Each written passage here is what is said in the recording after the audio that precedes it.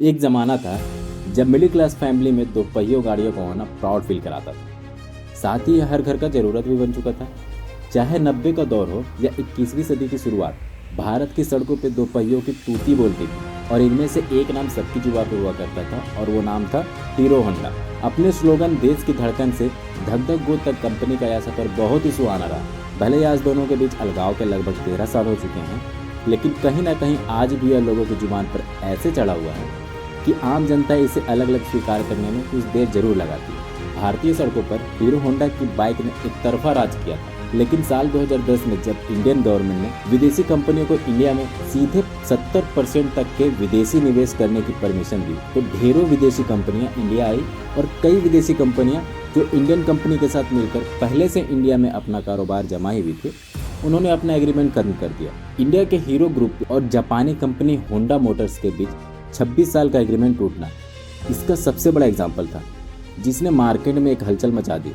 हालांकि दोनों कंपनियों के अलग होने के पीछे की जो दूसरी वजह थी वो कुछ और थी, जिसके बारे में मैं आज आपको इस वीडियो में बताऊंगा। होंडा कंपनी हीरो होंडा से अलग हुई और hero company hero motor Corp बन गई। देखते ही देखते धक धक गो से हीरो कॉर्प की नई थीम हम में है हीरो हर तरफ गूंजने लगी। साथ ही इस खबर पर मुहर लग गई कि दोनों कंपनियों का अलगाव हो चुका है। आज दोनों कंपनियों की अलग अलग फैक्ट्रीज हैं और दोनों ही अपनी अपनी बाइक्स अलग अलग बेच रही हैं। होंडा और हीरो मोटोकॉर्प के अलगाव की कहानी शुरू करने से पहले आइए शॉर्ट में हम ये जान लेते हैं कि इन दोनों कंपनियों का मिलन कब और क्यों हुआ था और दोनों के बीच का एग्रीमेंट क्या था। हीरो होंडा एग्रीमेंट दरअसल 80 के दौर वो दौर था जब दुनिया के अलग अलग देशों में बाइक का क्रेज बढ़ने लगा था। उस समय हीरो साइकिल बनाने वाली दुनिया की सबसे बड़ी दिग्गज कंपनियों में से शामिल थी, लेकिन हीरो कंपनी के करता धरता बाइक की दुनिया में कदम बढ़ाने की सोच रहे थे। उनका मानना था कि आने वाले समय में भारत में बाइक का तगड़ा स्कोप हो सकता है। हीरो के मन में बाइक बनाने का ख्याल तो आ रहा था, लेकिन उसकी सबसे बड़ा चिंता यह था कि आखिर इंजन बनाने के लिए जो टेक्नोलॉजी चाहिए वह कहाँ से आएगी। यही सवाल था जिसकी वजह से हीरो अपनी चाह को आगे नहीं बढ़ा पा रहा था। अब हीरो के पास ले देकर के एक ही रास्ता बचा था और वो था किसी ऐसी विदेशी कंपनियों के साथ कोलैबोरेशन करना जिसके पास बाइक्स मैन्युफैक्चर करने का एक्सपीरियंस हो या इंजन बनाने की क्षमता हो। ये वो दौर था जब कोई विदेशी कंपनी सीधे सीधे इंडिया में इन्वेस्ट नहीं कर सकती थी, लेकिन गवर्नमेंट ने इसकी छूट दी थी कि कोई भी इंडियन कंपनी किसी भी विदेशी कंपनी के साथ टाई अप करके इंडिया में कारोबार कर सकती है।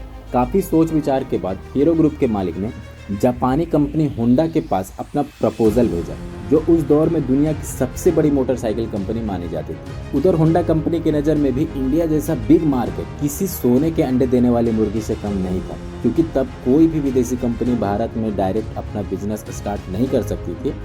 ऐसे में इस प्रपोजल को होंडा ने हाथों हाथ ले लिया, क्योंकि वह अच्छी तरह जानती थी कि हीरो जैसी बड़ी कंपनी के जरिए ही इंडियन मार्केट में छाया जा सकता है। इस तरह साल 1984 में दोनों कंपनी यानी हीरो और होंडा ने हाथ मिलाया। इसके बाद एग्रीमेंट किया गया कि हीरो बाइक के लिए बॉडी बनाएगा और होंडा उनके लिए इंजन सप्लाई करेगा। इसी के साथ ही दोनों कंपनियों ने एक एनओसी भी साइन की, जिसके मुताबिक फ्यूचर में कभी भी वे एक दूसरे के सामने अपना प्रोडक्ट लॉन्च नहीं करेगी। इंडियन मार्केट में होंडा का कारोबार अच्छा चल रहा था, लेकिन कंपनी के भीतर की सिचुएशन उतनी ठीक नहीं थी जितनी कि बाहर से नजर आ रही थी। दरअसल इंडियन मार्केट में हीरो होंडा के कारोबार के लिए शुरुआत में कोई प्रॉब्लम नहीं था, लेकिन गड़बड़ तब हुआ जब दूसरे बड़े देशों में हीरो होंडा का बाइक सेल्स करने की बात हुई, क्योंकि अमेरिका और रूस जैसी डेवलप कंट्री में होंडा तो पहले से ही अपना बाइक सेल कर रहा था और वहाँ उसकी मार्केट खराब ना हो, इसलिए उसने हीरो होंडा को इन देशों में अपनी बाइक सेल करने के लिए परमिशन देने से साफ इनकार कर दिया।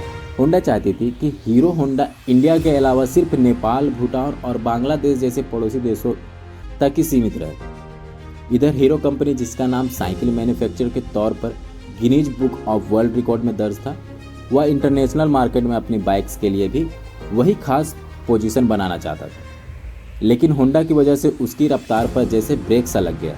इसका नतीजा ये हुआ कि दोनों कंपनी के रिलेशन खराब होने लगे, क्योंकि एग्रीमेंट के मुताबिक अभी तक हीरो कंपनी सिर्फ बाइक की बॉडी बनाती थी, इसलिए चाह कर भी अलग नहीं हो सकती थी, क्योंकि इंजन के लिए तो उसे अभी तक पूरी तरह से होंडा पर डिपेंड था। हीरो और होंडा सेपरेट कब हुआ, क्यों हुआ? हीरो कंपनी को यह बात अब समझ आ चुका था कि अगर उसे होंडा से अलग होना है तो फिर खुद का इंजन मैन्युफैक्चरिंग करना ही पड़ेगा। हीरो ने तय किया कि वह अपने प्रॉफिट को इंजन बनाने में खर्च करेगा और फिर जो होना था वही हुआ। हीरो का यह डिसीजन होंडा को नागवार गुजरा और दोनों के बीच का मनमुटाव और बढ़ गया। हालांकि साल 2004 में हीरो समूह और होंडा कंपनी ने अपने एग्रीमेंट को 10 साल के लिए और बढ़ा दिया था, जिसके तहत यह तय हुआ कि होंडा पहले की तरह इंजन उपलब्ध कराती रहेगी और हीरो बॉडीज बनाएगी। इस एग्रीमेंट का रिन्यूअल साल 2014 में होना था, लेकिन मनमुटाव तब तक इतना बढ़ चुका था कि उससे पहले ही दोनों कंपनियों ने अलग होने का फैसला कर लिया और साल 2010 के दिसंबर में होंडा की सारी 26% हिस्सेदारी, जो कि 3,841 करोड़ रुपए की थी, उसे खरीदने की घोषणा कर दिया। उसी दौरान एक इंटरव्यू में हीरो होंडा के एमडी और सीईओ पवन मुंजाल ने बताया था कि यह पिछले 25 साल में सबसे अहम घोषणा है। बोर्ड ऑफ डायरेक्टर ने हीरो होंडा और होंडा के बीच एमओयू को मंजूरी प्रदान की। हीरो होंडा नए मॉडल पेश करने के साथ ही मौजूदा मॉडलों का प्रोडक्शन जारी रखेगी।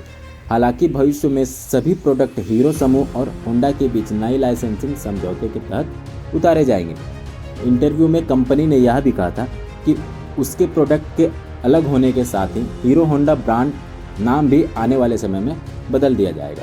अलगाव की सबसे बड़ी वजह यह भी थी कि एक तरफ हीरो ग्रुप चाहता था कि अपने एग्रीमेंट के तहत दूसरे बड़े देशों में हीरो होंडा की बाइक सेल की जाए, लेकिन वही दूसरी तरफ होंडा कंपनी इस परमिशन के बदले हीरो से और ज़्यादा रॉयल्टी की डिमांड कर रही थी। इतना ही नहीं, साल 2000 में होंडा द्वारा अपनी Honda motorcycle and scooter India के जरिए 2000 में दोपहिया बाजार में उतारने की कोशिश भी दोनों कंपनियों के बीच अलगाव की एक बहुत बड़ी वजह थी। दरअसल कोलैबोरेशन के दौरान जो एनओसी साइन किया गया था, उसमें यह साफ दर्ज था कि दोनों कंपनी एक दूसरे के सामने इंडिया में कभी भी अपनी बाइक्स नहीं लॉन्च करेगी। लेकिन होंडा ने उस एग्रीमेंट को नज़रअंदाज कर 1999 में अपनी एक separate company Honda motorcycle and scooter private limited के नाम से रजिस्टर करा ली थी और हीरो होंडा के कंपटीशन में अपनी बाइक्स मार्केट में लॉन्च कर दी, वह भी लगभग उन्हीं दामों में।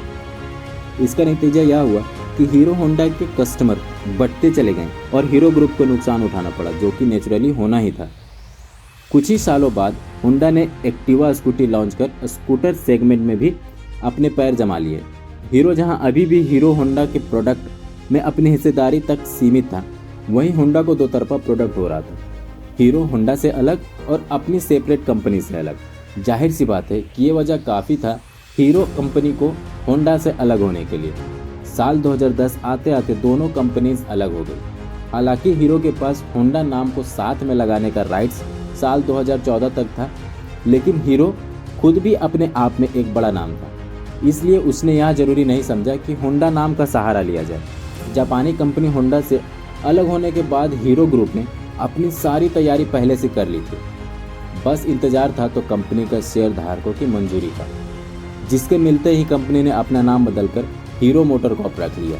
16 दिसंबर 2010 को हुए इस अलगाव के बाद हीरो होंडा कंपनी में दोनों ही कंपनीज के 26% शेयर थे, जिसमें से होंडा ने अपने 26% शेयर हीरो को ही बेचने का फैसला किया। हीरो कंपनी के प्रमोटर ब्रजमोहन लाल मुंजाल ने $1.2 अरब में ये शेयर खरीदकर अपनी नई कंपनी हीरो मोटर कॉर्प के नाम शुरू की। उस दौरान दिए अपने एक इंटरव्यू में हीरो मोटर कॉर्प के अध्यक्ष ब्रजमोहन मुंजाल ने बताया था कि हमारे और होंडा के बीच अलगाव हुआ है और हमारे लिए एक शुभ संकेत था। इसके अलावा यह हमारे लिए एक नए युग की शुरुआत है।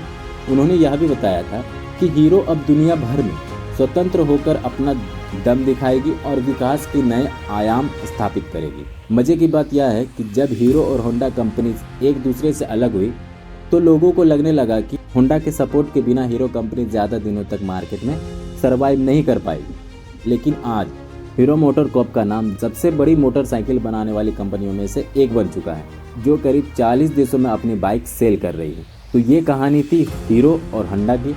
अगर आपको यह जानकारी अच्छी लगी तो वीडियो को लाइक ज़रूर कीजिएगा और चैनल पर नए हैं तो चैनल को सब्सक्राइब ज़रूर कीजिएगा।